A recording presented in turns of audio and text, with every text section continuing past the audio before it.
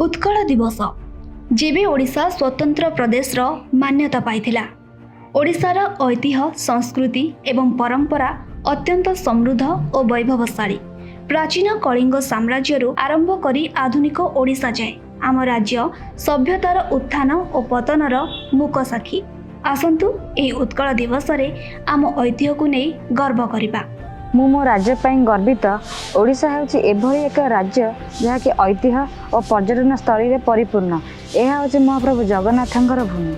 मु ओडिशा भली एक समृद्ध राज्य रे जन्मग्रहण करी निजको गर्व अनुभव करुछि, जेउटी प्रतिटी कोण अनुकोण रे समृद्ध संस्कृति एवं गौरवमय अतीतर झलक देखिबाकू मिलुछि। राज्यर जन परिवहन व्यवस्था रे क्रूट अग्रणी भूमिका ग्रहण करी राज्यवासी को निरापद एवं यात्री अनुकूल सेवा प्रदान निमंते प्रतिश्रुतिबद्ध। क्रूट ओडिशार प्रगति पथरे एक अविच्छेद अंग होइतिबारु अत्यंत गर्व अनुभव करुछि। परिवेश एवं यात्री सुरक्षा निमंते क्रूट 150 रु अधिक ईवी बस एवं उन्नत ज्ञान कौशल और प्रजुक्ति विद्यार प्रयोग करि आसुछि।